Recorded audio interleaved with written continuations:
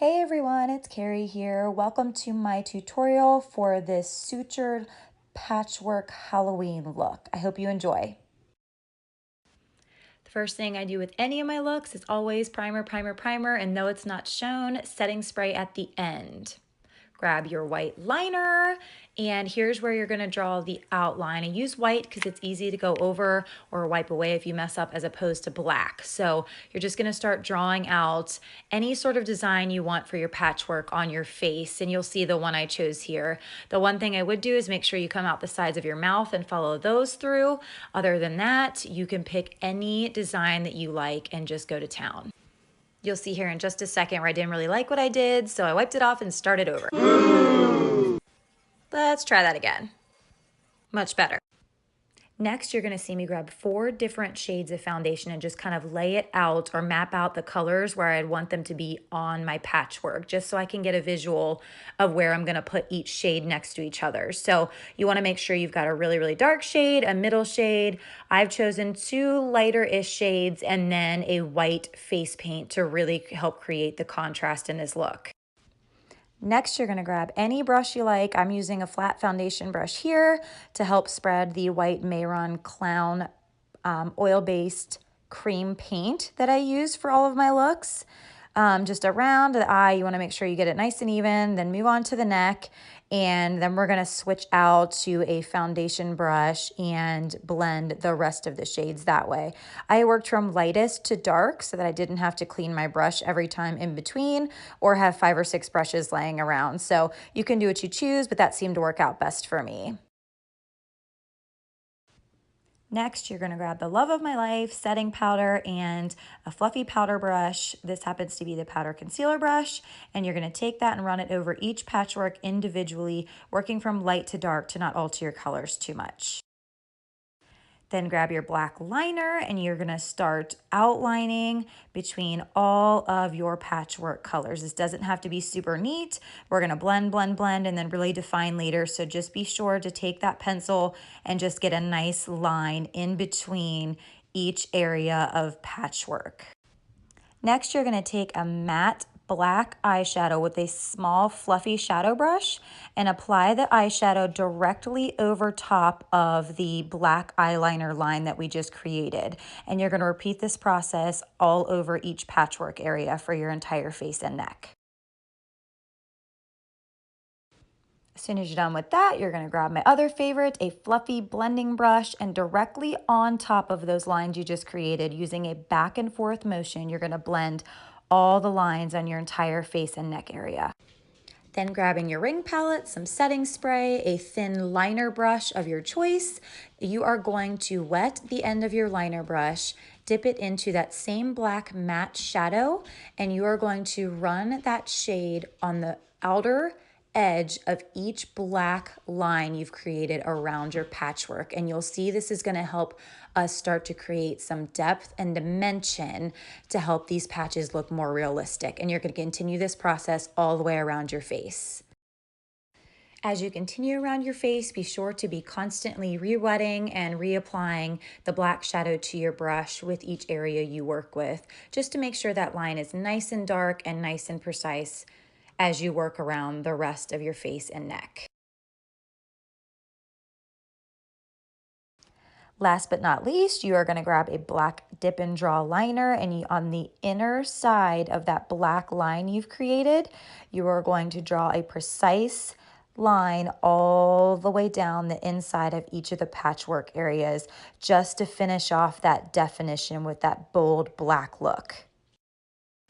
Word of advice here, be sure you have a full dip and draw liner so you're not having to stop and shake, shake, shake, shake, shake between each application line. Next, I'm grabbing a very fine pointed tip craft brush, and I'm gonna dip it into that same black matte shadow we've been using, and I'm gonna start mapping out where I would like the stitches to be placed throughout the design. So you wanna kind of make this random. You want these stitches shaped to be about a half oval. You want them to have a nice curve to them depending on which direction you're going, and you will fully be able to customize and decide where you place them if you want to do double stitches and so on and so forth. Just be sure to really have fun with this part. Just be super random about it, and I promise you it will turn out fine.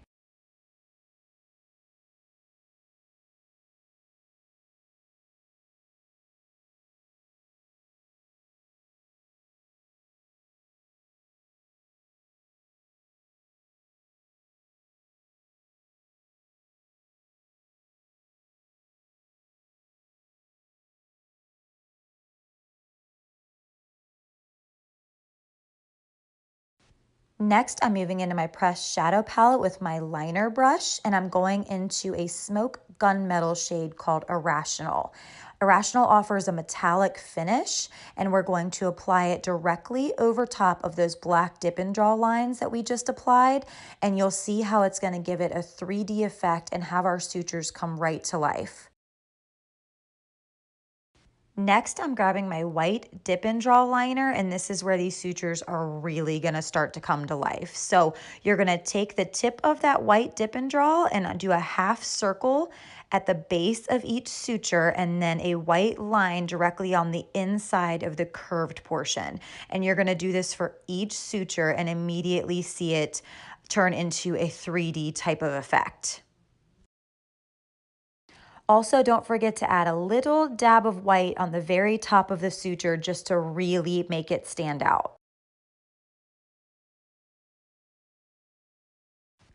I have to be honest, and I left this portion in so that you guys could see that I changed my mind also so many times throughout these looks. I actually ditched the white liner and grabbed my another very thin craft brush and started applying that white cream makeup from the beginning of the video. I started using that as my white paint to finish up the stitches on the rest of my body. It was a more vibrant white and just a little bit easier to use with that type of brush for me, so I chose to continue on that way.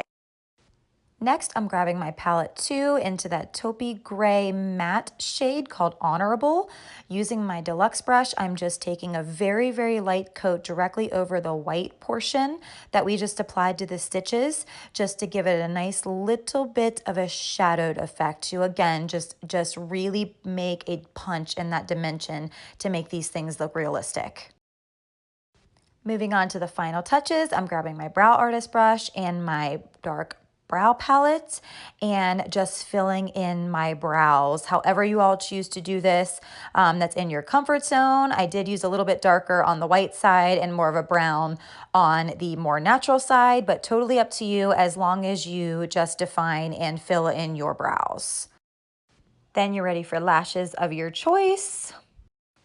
And I chose to finish off the look with a red splashed liquid lipstick in the shade Smashing, just to intensify the look. I wasn't sure at this point if we were going to do blood or not. One of the pictures I got some inspiration from used pink, so whichever shade you would like. I really did love how the red looked, and I feel that it finished the look off completely for us, especially once I put my contacts in to really finish everything off. So I hope you all love it as much as I do.